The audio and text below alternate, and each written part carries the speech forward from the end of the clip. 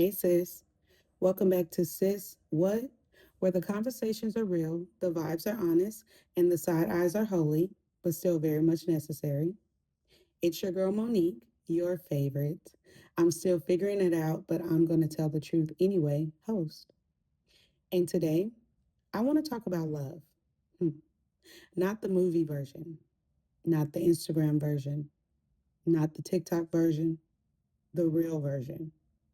Because I think a lot of us spend so much time looking at relationships that we've forgotten something important. A perfect man doesn't exist. Now, before y'all close the episode and start side eyeing me, hear me out. Because I'm not saying settle. I'm not saying ignore red flags. I'm not saying accept less than what you deserve. What I'm saying is sometimes we're looking for perfection when what we actually need is partnership. And those are two very different things. Can we be honest for a second?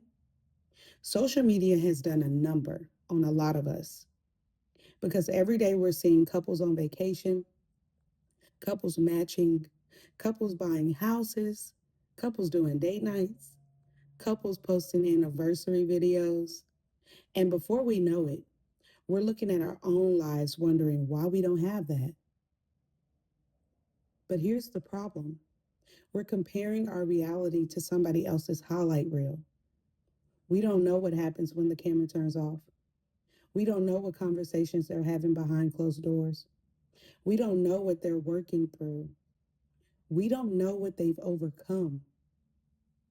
We only see the moments they choose to show us.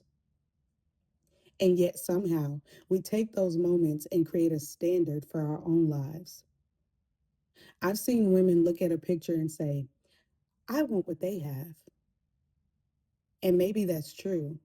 Maybe it's beautiful. But maybe what you're seeing is one moment out of thousands, not the whole story. Because every relationship has challenges, every relationship has disagreements, every relationship has moments where two imperfect people are trying to figure things out. And I think sometimes we forget that. I think one of the biggest things I've learned lately is that sometimes we're not grieving a real person. We're grieving potential. We're grieving the version we imagine, the fantasy man, the version we hoped for, the version we created in our minds. Because if we're honest, sometimes we meet somebody and within 2 weeks, we've already imagined the future, the wedding, the house, the family, the life. And now we're attached to an idea, not a reality. Trust me, I've done it. You've probably done it too. You meet someone and they have a few qualities you like, and suddenly your mind starts filling in the blanks. Meanwhile, God is like, can you get to know the actual person first? Because real love isn't built on imagination, it's built on reality. Who are they? How do they handle conflict? How do they communicate? How do they treat people when you're around and when you're not? How do they respond when things don't go their way? How do they love? How do they lead? How do they show up consistently? Those things matter, not the fantasy. And can I tell you something else I've been learning? Healthy love is often quieter than the relationships that hurt us. Whew. Let me say that again because I felt that deep down in my spirit. Healthy love is often quieter than chaos because some of us got so used to emotional roller coasters that peace feels boring. Some of us got so used to inconsistency that consistency feels suspicious. Some of us got so used to confusion that clarity feels unfamiliar, and that's dangerous because sometimes we mistake intensity for intimacy. Oh, just because something feels strong doesn't mean it's healthy. Just because there's chemistry doesn't mean there's compatibility. Just because somebody gives you butterflies doesn't mean they're your person. And trust me, I believe chemistry matters. I think attraction matters. I think connection matters. But chemistry cannot be the entire foundation because chemistry gets your attention. Character keeps your attention. Can we talk about peace? Because I don't think enough people talk about it. Peace is underrated. Everybody talks about sparks. Everybody talks about the butterflies. Everybody talks about excitement, but nobody talks about peace. The older I get, the more valuable peace becomes.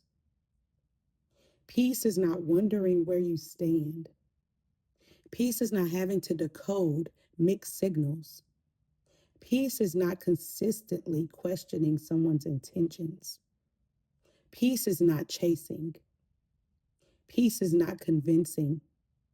Peace is not performing. Peace is being able to show up as yourself. Peace is honesty. Peace is consistency. Peace is safety. Peace is trust being built over time. And honestly, I think a lot of us have overlooked good people because they didn't create chaos. I also want to say something to the women listening who desire marriage. Wanting love isn't wrong.